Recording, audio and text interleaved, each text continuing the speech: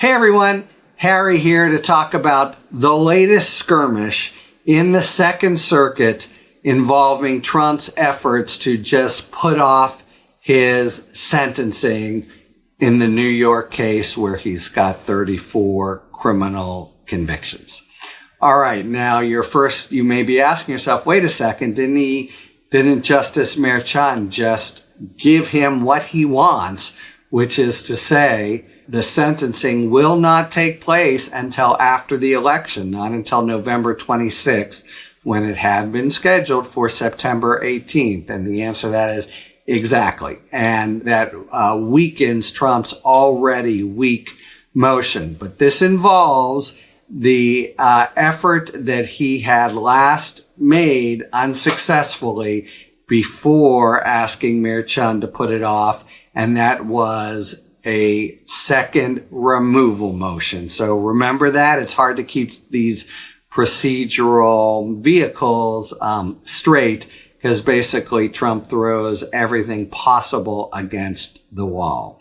But when the sentence was still scheduled for September 18th, he sought for a second time to remove the case to federal court. And that would have had the effect of taking the whole case, even though it had already been decided, and moving the sentencing aspect into federal court and gumming up the works in all kinds of ways, but certainly putting off the September 18th date, which he has now successfully put off. All right, but back to that motion. The district court judge first said, you've messed up in a number of ways and bounced it back, and required him, as is required when you're trying for a second bite at the apple on removal, to get the approval of the judge in the state court, this being Judge Merchan, who did not grant it. So Trump was required to show that he had permission to do this remand. And guess what? He did not have permission to do this remand. So it went back to Hellerstein, the district court judge, who said, sorry, you can't bring this removal motion. You don't have permission in the first place. Now, I go through this because the nuance here is Trump is trying to style before the Second Circuit, try to make it seem as if it's a stay from Hellerstein's denial of the removal, because Hellerstein did say, by the way, you got no meritorious basis for getting it. I've already denied it. He said that, but the basis of his order is you don't have the approval from the judge. In other words, the order is technically you may not bring a removal motion, not that your removal motion is flawed.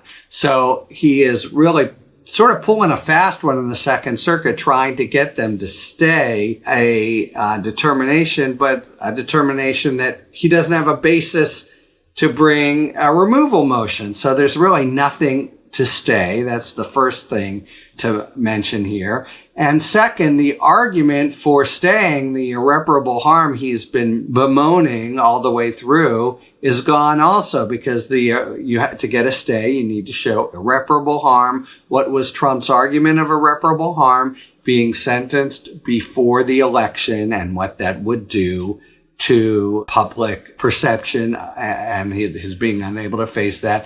And Merchan, as we've talked about, blinked here, and that's now off. So all that's left is the sentencing after the election. So he really has sort of no basis for claiming irreparable harm. He's trying to sort of suggest that there just isn't enough time for him after Merchan decides the immunity motion that is still in front of him. I know this is getting convoluted. Don't worry about the particulars. But Trump is completely sort of mixing and matching different things. And he's saying he won't have enough time to seek a stay from that motion before the sentencing. But again, what's he seeking a stay of? A determination by the district court that he can't bring a removal motion in the first place.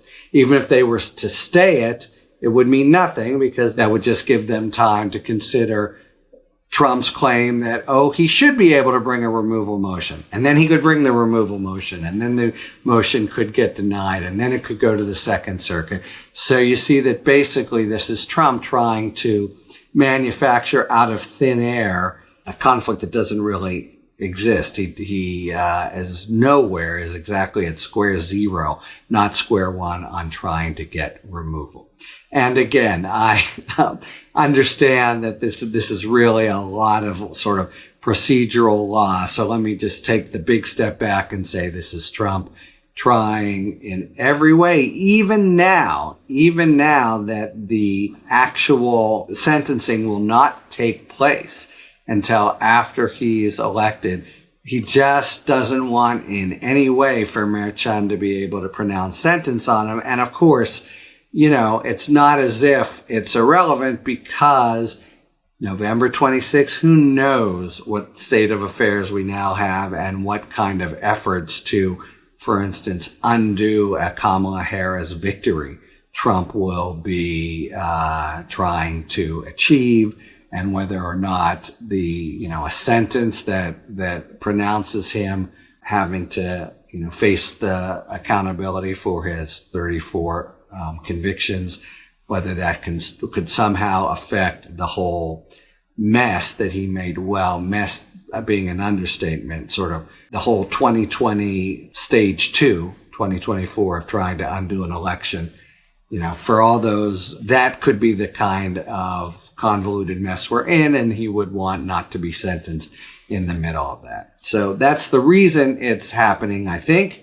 And it's absolutely a non-starter of a motion because it presumes a decision by the district court that has never happened. All right, so that's the current fight over the stay. This is all based on trying to get the Second Circuit to freeze the sentencing, except it has literally no basis to do so. The only decision in front of it is one by the district court saying you cannot bring a removal motion. So if they were to freeze that, it wouldn't change anything about the sentencing going forward. They really have no basis to do it. Not to mention, and this is the second part of the DA's brief, and so, a little bit more law for you. The general policy in the federal courts, the Younger doctrine that says you should not, federal courts, go messing around with ongoing state criminal proceedings for the most part. So that other principle applies here, but really the biggest one is there's nothing for them, if you look at it, really to decide. And it's just a kind of empty motion. And it does show both whether he's doing it for PR and fundraising reasons or just, the general desperation to keep sentencing from going forward until such time as he is in the Oval Office if he wins, or if he can try to undo the election if Harris wins. It is, in part, a kind of warning shot, if you think of it, that Trump may well be up to really no good come the end of November, when normally, of course, elections are settled, but can never say they are in the case of Donald Trump. So it's a very convoluted legal situation, but really what it shows is there's going to be a strong possibility of trouble or all kinds of efforts by Trump to make it, certainly in late November. Talk to you later. Thanks for tuning in. If you enjoyed this video and other Talking Feds content, please take a second to like and subscribe. Talk to you later.